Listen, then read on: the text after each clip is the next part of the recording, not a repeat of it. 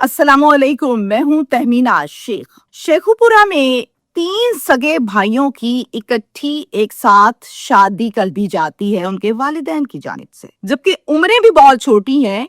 एक की उम्र तो 17 साल है और दूसरे की उम्र है सिर्फ 18 साल। तीनों की दुल्हनें रुखसत की, घर लेकर आए और बड़े जश्न के साथ ये शादियां तीनों हुई। शादी के कुछ दिनों के बाद एक एक बड़ी दुखी खबर आती है कि एक भाई यानी एक दुल्हा इनमें से मार दिया गया है और उसकी जो लाश है वो नहर से मिली है और नहर में उसको 4 दिन हो चुके थे तो इसकी हालत खासी खराब थी। नए नवेले दुल्हा के कातिल को पुलिस ने गिरफ्तार कर लिया है और तफ्तीश को मुकम्मल भी कर लिया। वजह अनाथ क्या है ये जान ली गई है। अब इसमें बहुत से सवालात हैं कि आखिर क्यों कत्ल किया, इस कत्ल में किस किस का किरदार है, अपनों का या परायों का, इसको नहर में किसने फेंका, इस सारे काम में कौन कौन शामिल है और आखिर क्या कसूर था इसका, क्यों इसको मार दिया गया। ये तो अपनी शादी पर बहुत खुश था, इसके ससुराल वाले बहुत खुश थे, तो फिर आखिर ऐसा दुश्मन कौन था जिसने ऐन शादी के कुछ दिनों के बाद ये काम कर डाला।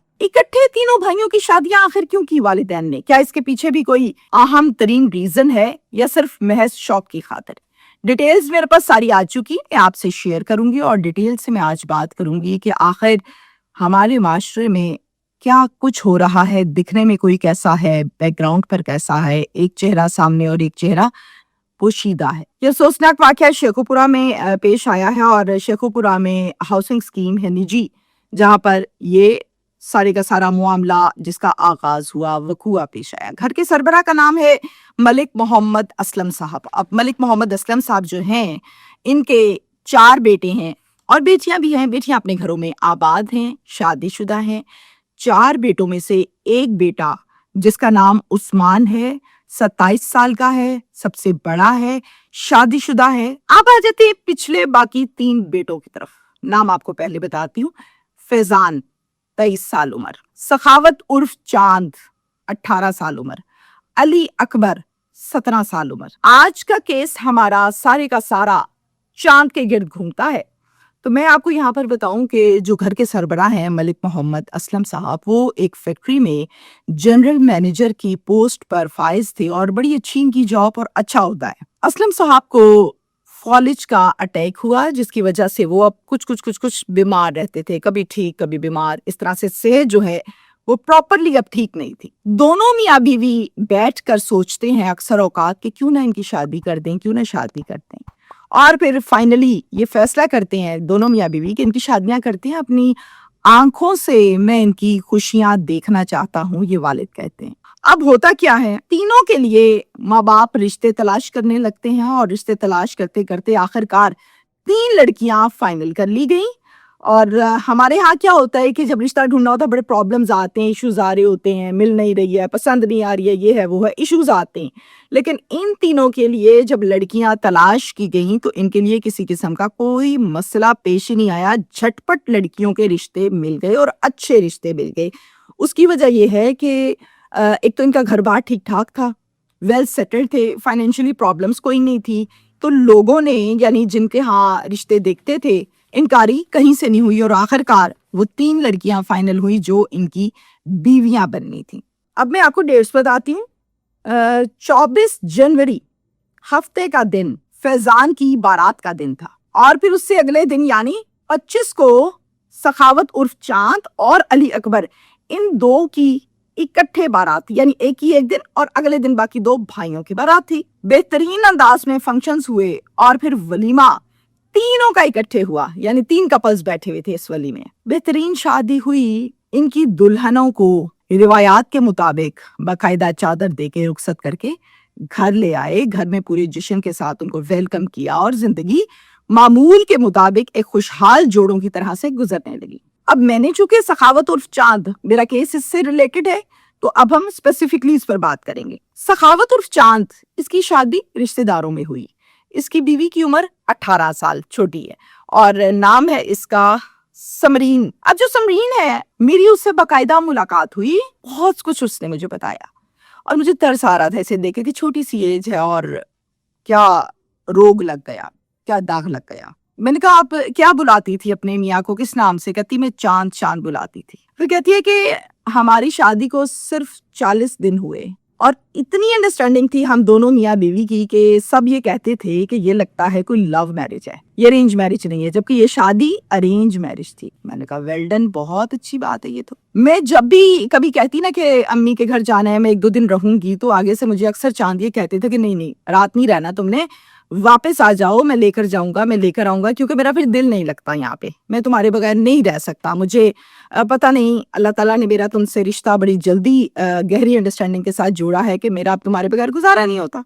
تو مجھے بہت اچھا لگتا تھا. ایک دن گھر والے سارے بیٹھے تھے تو پتہ نہیں کوئی بات ہوئی، اس بات پر میں تھوڑی سی ہرٹ ہو گئی تو میری آنکھ سے ایک آنسو نکل آیا. تو مجھے چاند نے فوراً سے یہ کہا کہ نا نا نا نا آنسو نہیں آنا چاہیے تمہاری آنکھ سے، میں نہیں سہ سکتا، اور دوبارہ کبھی زندگی میں آنسو نہ لانا. اور فوراً میرا آنسو صاف کیا. مجھے یہ بھی بہت اچھا لگا کہ میرا شوہر جو ہے وہ اتنا خیال کرتا ہے میرا. اب میں آپ کو بتاؤں کہ ہوا کچھ اس طرح کہ 4 مارچ کو افطاری ہوئی. افطاری کے بعد چاند کا ایک دوست ہے جس کا نام ہے تیمور، وہ اس کے گھر آتا ہے، دروازہ کھٹکھٹاتا ہے اور اس کو کہتا ہے کہ چلیں باہر. جو چاند ہے وہ اپنی والدہ کو کہتا ہے امی میں باہر جا رہا ہوں، 10-11 بجے تک آ جاؤں گا، اور پھر چلا جاتا ہے. رات کے جب 12 بج گئے چاند گھر نہ آیا اور پھر ساری رات گزر گئی، چاند گھر نہ آیا. بیوی پریشان، حیران، ہکی بکی کہاں ہے، اور اسی طرح سے والدین بھی پریشان کہ اب تک واپس ہی نہیں آیا، چکر کیا. بیٹے کو بار بار فون کرے، نمبر بند جا رہے ہیں. 5 مارچ یعنی اگلے دن صبح میں تیمور کو فون کیا، پوچھا کہ کدھر ہے بھائی، چاند نہیں آیا. تو تیمور نے آگے سے کہا کہ میرے پاس سے تو وہ اب 1 گھنٹے کے بعد چلا بھی گیا تھا، مجھے تو نہیں پتا کدھر ہے. پھر اس کے بعد جگہ جگہ سارے بھائیوں نے ڈھونڈا، پوچھا، فون کیے، کسی سے کوئی خبر نہ ملی. پریشانی بڑھتی جا رہی ہے کہ معاملہ کیا ہے، کدھر چلا گیا. 6 مارچ کو بڑا بھائی عثمان، جو سب سے پہلے جو شادی شدہ ہے اور میرڈ لائف اچھی گزار رہا ہے، عثمان جو ہے اس کے فون پر واٹس ایپ پر کچھ میسیجز آتے ہیں، اور وہ میسیجز کرنے والا کون ہے؟ وہ میسیجز کرنے والا یہی چاند ہے بظاہر. میں آگے چل کر آپ کو بتاتی ہوں. اچھا میسج میں کہتا ہے مجھے قمر نے اور احسان نے پکڑا ہوا ہے، مجھے آ کے یہاں سے بچاؤ، میں باہر نہیں نکل سکتا. اب یہ بات والدین کے لیے تو خاصی تکلیف والی تھی کہ مجھے پکڑا ہوا ہے اور مجھے بچاؤ آ کے یہاں. پولیس کو 15 پر کال کی گئی، پولیس موقع پر آئی، ان سے پوچھا. اب پولیس جو تھانہ ہے وہ شیخو پورہ کا ہے، بھیکی تھانہ، اور یہاں پر جو SHO صاحب ہیں وہ ہیں واجد عباس. فیملی کی جانب سے ایک درخواست دی جاتی ہے اور فوراً سے پولیس اس پر FIR درج کرتی ہے، ایک اغوا کی، اور اغوا کی یہ FIR نامعلوم افراد کے خلاف درج کی جاتی. اس کے بعد باقاعدہ کارروائی کا آغاز ہوا. اب یہ بات والدین کے لیے تو خاصی تکلیف والی تھی کہ مجھے پکڑا ہوا ہے اور مجھے بچاؤ آ کے یہاں سے، لیکن پولیس کے لیے یہ بڑی مشکوک بات تھی کہ جب کسی کو اغوا کیا جاتا ہے یا بند کیا جاتا ہے تو اس کو موبائل نہیں دیتے، موبائل پہلے چھین لیتے ہیں، اور اس کو موبائل دیا کہ لو جی تم چیٹ کرو. پولیس ان دونوں کو باقاعدہ طور پر پوچھ گچھ کرتی ہے اپنے انداز میں، لیکن دونوں گلٹی نہیں ثابت ہوتے. دونوں کا نہ کوئی ٹریک ریکارڈ ہے، نہ کوئی ان کے خلاف ثبوت سامنے آیا. جو بھی اپنی تفتیش چھان بین کی، یہ دونوں بے گناہ محسوس ہوئے. کچھ سراغ اور کچھ چیزیں سامنے آئیں. والدین نے بھی بتایا کہ تیمور جو ہے وہ لے کر گیا تھا لاسٹ ٹائم. تیمور کو پولیس نے جناب اپنے پاس لائن حاضر کیا. تیمور ہی اصل میں ملزم تھا اس کیس میں. تیمور کو باقاعدہ طور پر جب تفتیش کی اور یہ بریک ہوا تو اس نے اقبال جرم کیا. اب یہ بتاتا ہے تفتیش کے دوران کہ میں نے اور بلال نے چاند کو ماری 3 اور پھر مارنے کے بعد اب اس کی جان نہیں نکلی تھی، اب سانسیں چل رہی تھی کچھ اکھڑی، ہم نے اٹھایا اور نہر میں پھینک دیا. بلال کے بارے میں تفصیلات حاصل کی اور پھر ریڈ کر کے بلال کو بھی پولیس نے گرفتار کیا، اور پھر الگ سے اس کو جب تفتیش کیا تو دونوں کی سٹیٹمنٹ بالکل سیم تھی، ملتی جلتی تھی. تو ان دونوں سے نشاندہی کروائی گئی اور پھر اس کو نہر میں سے 11 گھنٹے کا طویل سرچ آپریشن کے بعد کو نکال لیا گیا اس نہر سے. نہر میں چونکہ 4 دن پڑی رہی تو اس کی حالت خراب تھی. اب والدین اس کیس کے حوالے سے بتاتے ہیں جو بات وہ، اور پھر ملزمان جو بتاتے ہیں وہ، یہ دو ہیں ڈیفرنٹ ہیں. والدین یہ کہتے ہیں کہ بیٹا میرا بڑا خوبصورت تھا، بڑے اچھے ٹک ٹاک بناتا تھا، لوگ بہت پسند کرتے تھے، وائرل بھی تھا، تو لوگ حسد کرتے تھے، انہوں نے حسد کیا میرے بیٹے سے. ملزمان کے سٹیٹمنٹ دیتے ہیں پولیس کو کہ ایک لڑکی تھی، اس کا چکر تھا، وہ پہلے चांद की गर्लफ्रेंड थी, फिर चांद की शादी हुई, चांद अपनी मैरिड लाइफ में डाइवर्ट हो गया, उधर चले गई इसकी तवज्जो।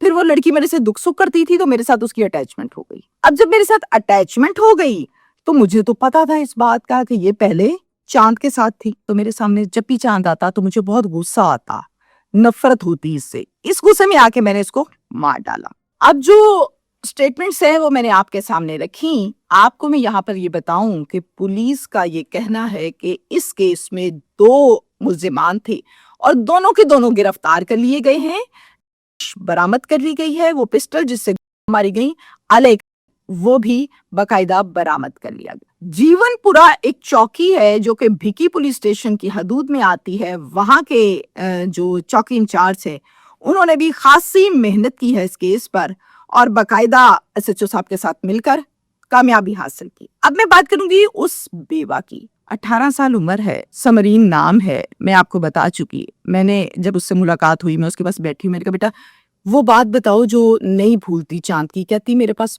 बड़ी बातें हैं ऐसी जो मुझे नहीं भूलती, पर मैं क्या करूं, मैं उस दुख में पड़ गई हूं जो कभी तस्वुर ही नहीं किया था। अभी तो जिंदगी शुरू हुई और बहुत अच्छी जिंदगी मेरी गुजर रही थी, मुझे क्या पता कि मेरे साथ अनहोनी हो जाएगी। मैंने कहा कि इतनी जल्दी आप लोगों की अंडरस्टैंडिंग भी हो गई और सारे मामलात सब कुछ, और अब वही कमरा वही घर, जाहिर है आपको याद तो आती होगी। उसने कहा मैं कमरे में ही नहीं जाती, मुझे पहले ये कमरा इतना खूबसूरत इतना अच्छा लगता था कि मेरा दिल करता था मैं कमरे से बाहर ही ना निकलूं, और इस कमरे को मैंने जन्नत की तरह से महसूस किया। अब ये कमरा मुझे दोज़ख लगता है, जगह जगह मुझे नजर आता है कि चांद खड़े हैं, खौफ आता है मुझे। मैं किसी रात भी नहीं सोती वहां पर क्योंकि मुझे खौफ सा आता है, मुझे लगता है वो चांद खड़े हैं वो चांद खड़े हैं। डेफिनेटली एक तो ये छोटी है, दूसरा इतना बड़ा दुख और इतनी सी उम्र में, और नहीं शादी, तो कोई भी हो उसके लिए बहुत मुश्किल है। सूरत हाल में आपको सारी बता चुकी। माँ उसे सब्र नहीं आ रहा, मुलाकात हुई मेरी, रोती रहती कहती हैं कैसे सब्र लाऊं और कहाँ से सब्र लाऊं, अभी तो मसहरी जो सजाई हमने वो नहीं भूला। मेरे साथ बड़ी अंडरस्टैंडिंग थी और जब मुझे गुस्सा आता था कहता था अम्मी मेरे मुंह पे थप्पड़ मार लो, गुस्सा ना करो। तो मुझे तो भूल ही नहीं रहा अपना बेटा, जालिमों ने मेरा बेटा मार दिया, इनको भी इसी तरह मार दें। एक बात मैं आज आपसे इस व्लॉग में मैसेज के तौर पर ये कहूंगी, देखें अपने ट्रैक को सीधा रखें। ये जो आपकी सोसाइटी है, दोस्त हैं, वो बॉयज हैं, ये गर्ल्स है, कुछ भी हो सकते हैं, उन दोस्तों के साथ उठें बैठें जो ठीक हैं। डी ट्रैक दोस्त, नशई, गुंडे, बदमाश, वारदातिये, अगर ये कुछ वो करते हैं और आप नहीं करते, कल को वो फंसेंगे और लाजमी फंसेंगे, क्रिमिनल फंसता ही है, तो फिर आप भी फंसेंगे। फिर उस टाइम ये कोई नहीं सुनेगा कि आपने कभी कुछ नहीं किया, आप भी फंसेंगे, आप भी जवाबदेह होंगे। तो क्या जरूरत है ऐसे लोगों के साथ बैठने की। अल्लाह ताला सबके बेटों की औलाद की हिफाजत फरमाए, आमीन।